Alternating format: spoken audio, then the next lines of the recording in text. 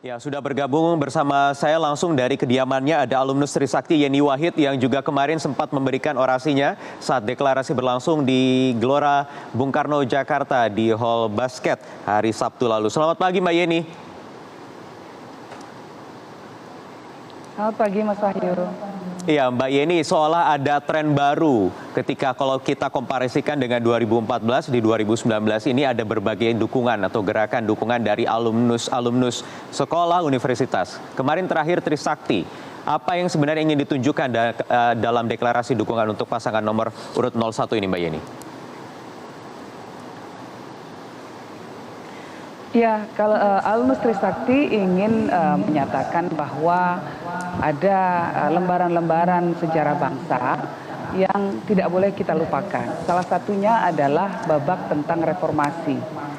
Dan Trisakti menjadi salah satu pemegang andil besar ya dalam mengantarkan bangsa ini menuju reformasi.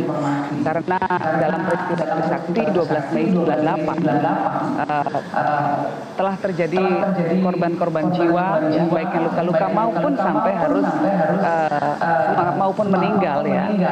Yang kemudian mengantarkan bangsa ini pada proses reformasi panjang, proses demokrasi yang sampai saat ini telah kita nikmati dan telah kita pilih sebagai sistem bangsa kita. Ya, kenapa harus diingatkan lagi semangat reformasi ini? Atau mungkin ada menanggapi ada narasi-narasi Orde Baru yang belakangan ini kembali dihembuskan? Atau bagaimana? Betul. Sekarang ini kan seolah ada sentimen ya, memori publik seolah dikaburkan bahwa Orde Baru hanya berisi glorifikasi saja ya, bahwa hanya hal-hal positif yang ada tentang Orde Baru. Tetapi sisi kelamnya kemudian tidak diungkapkan. Nah, ini tugas kita untuk memberikan perspektif yang utuh terhadap bangsa kita. Terutama anak-anak muda yang tidak pernah mengalami masa-masa reformasi tersebut atau masa-masa menuju kepada proses reformasi tersebut. Reformasi itu mahal sekali harganya, telah dibayarkan dengan pengorbanan jiwa, pengorbanan harta benda oleh mereka-mereka yang terlibat atau menjadi korban dalam proses kerusuhan Mei. Nah, janganlah sampai bangsa ini melupakan sejarahnya sendiri dan jangan sampai peristiwa semacam itu terulang kembali. Ya, universitas atau para alumni Universitas Trisakti ini bagaimana menanggapi sebagai pergerakan, sebagai simbol pergerakan reformasi, melihat perjalanan 20 tahun reformasi ini Mbak Yeni? Banyak yang telah kita catat ya, kalau saya pribadi melihat bahwa reformasi ini telah memberikan kontribusi ya, sumbangsi luar biasa bagi perjalanan bangsa kita. Salah satunya adalah terciptanya demokrasi dan kemudian adanya supremasi masyarakat sipil ya. Tetapi yang saya ingin garis bawahi juga, saya ingin berterima kasih kepada pihak TNI yang sampai sekarang ya tidak tergoda untuk kembali ke panggung politik. Ini sikap disiplin yang luar biasa sekali dan harus kita hargai sebagai bangsa. Kita sama-sama mengerti bahwa TNI berkali-kali digoda untuk masuk ke panggung politik. Ya, namun sampai saat ini TNI tetap komit untuk memperlihatkan, untuk mendukung ya, berkomitmen untuk mendukung demokrasi sebagai proses yang telah kita pilih sebagai sistem bernegara kita. Demokrasi yang berlandaskan pada nilai-nilai Pancasila. Nah, proses reformasi itu sendiri adalah sebuah proses yang sudah kita pilih sebagai sistem bersama kita. Nah, ini harus dihargai dan pengorbanan begitu banyak masyarakat yang menuju menghantar kepada proses reformasi tersebut tidak boleh kemudian dilupakan begitu saja. Dan demokrasi atau di era reformasi yang sudah on the track ini yang kemudian akhirnya menyimpulkan bahwa ada dukungan yang harus diberikan oleh alumnus Trisakti ini untuk pasangan nomor urut 01, Mbak Yeni? Ya, jadi memang pada saat ini kaum intelektual yang masih mengerti sejarah atau pernah menjadi pelaku sejarah itu sendiri ya harus berani bersuara untuk meluruskan berbagai distorsi yang pada saat ini kita lihat makin bertebaran. Terutama untuk anak-anak generasi milenial yang tidak pernah mengalami proses-proses pergolakan tersebut, mungkin mereka cenderung meremehkan ya dimensi dari peristiwa yang terjadi ketika peristiwa itu berlangsung. Nah, tugas kita untuk mengedukasi semua bahwa bangsa ini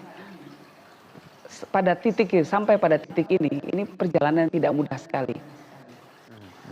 Ya, kita tahu ada 40 bahkan kalau ditotal dengan Gen Z ada sekitar 55% yang nanti akan menjadi pemilik suara dalam pemilu dan juga pilpres mendatang. Bagaimana kalau tadi Anda katakan generasi-generasi baru ini yang masih harus diedukasi dengan sejarah perjalanan bangsa ini, terutama untuk mencapai era demokrasi seperti sekarang?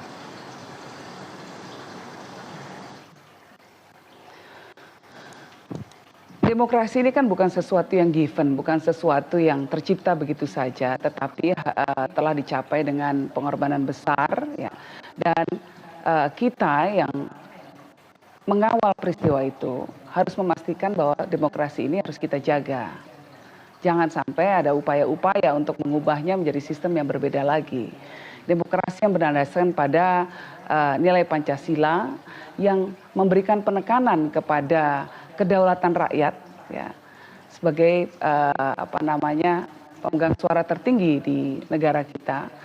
Ini sesuatu yang sangat mahal sekali, dan generasi muda yang mungkin tidak mengalami itu harus terus kita berikan pencerahan mengenai hal ini. Kita tidak boleh lelah untuk mengingatkan mereka semua. Dan kami menilai, alumnus Trisakti menilai bahwa di bawah kepemimpinan Pak Jokowi dan kemudian dilanjutkan dengan periode kedua, maka keberlangsungan demokrasi itu bisa terus dilanjutkan.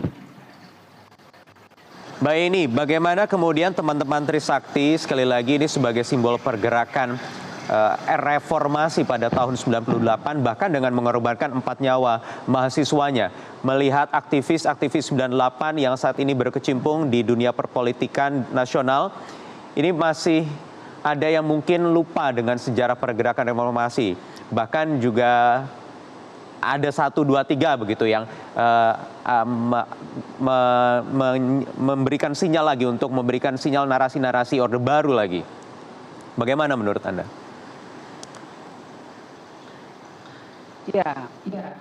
Ya begini ya, memang godaan politik itu luar biasa sekali. Sehingga kadang-kadang bisa melupakan nurani kita sendiri, bisa memberikan justifikasi terhadap apa yang telah terjadi untuk bisa kemudian mempunyai platform politik, ya, dan bisa kemudian berada dalam pusaran kekuasaan. Nah, tetapi bahwa perjuangan dan pengorbanan dari mereka-mereka yang telah mengorbankan jiwanya bagi terciptanya reformasi di negara kita, bukan cuma mahasiswa Trisakti.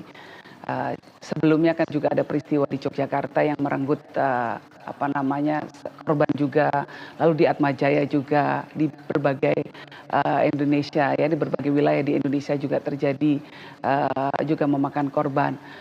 Perjuangan mereka harus kita hargai. Dan masyarakat Indonesia berhak untuk mengetahui bahwa ada sisi kelam bangsa yang tidak boleh kita lupakan begitu saja. Bukan kita ingin kembali ke masa lalu, bukan kita ingin mengungkit-ungkit masa lalu terus terjadi. Tetapi ini hanya upaya untuk memastikan bahwa ke depan bangsa kita tidak lagi terjebak kepada hal-hal yang otoriter, ya, pada upaya-upaya otoritarianism, ya, yang kemudian dengan mudahnya, ya, menumpahkan darah anak bangsa sendiri hanya untuk bisa berada dalam puncak kekuasaan. Anda melihat ada indikasi-indikasi itu akan muncul kembali, Mbak Yeni? Kalau semua masyarakat sipil bersatu menolak, melupakan sejarah masa lalu tersebut dan terus belajar dari sejarah masa lalu, memastikan bahwa demokrasi berdasarkan Pancasila tetap kita jaga sebagai sistem dan nilai yang kita anut, ya, maka saya cukup yakin bahwa ke depan otoritarianisme bisa kita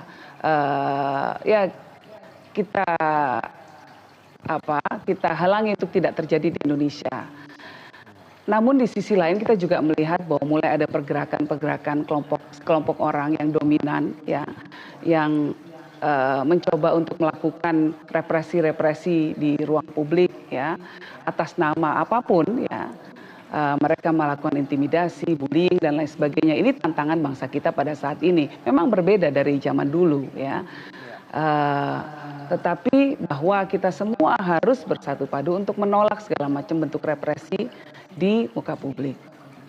Ya, oke. Baik, terakhir Mbak Yeni singkat, kemarin ada simbol pemberian toa berwarna merah untuk Pak Jokowi. Ini maksudnya apa Mbak Yeni? Ya, kita harapkan bahwa Pak Jokowi terus memperjuangkan agenda reformasi ke depannya, ya, berbagai macam persoalan-persoalan yang melilit bangsa kita jangan sampai dilupakan, ya. Komitmen jiwa aktivisme dalam diri Pak Jokowi ini jangan sampai surut juga, ya, terutama semangat untuk memperjuangkan kepentingan masyarakat kecil, membawa keadilan sosial di tengah-tengah masyarakat, dan tetap sebagai pemimpin yang egaliter, ya, dan pemimpin yang humanis. Oke, baik. Terima kasih Mbak Yeni Wahid, alumnus Trisakti sudah bergabung di Metro Pagi Prime Time hari ini.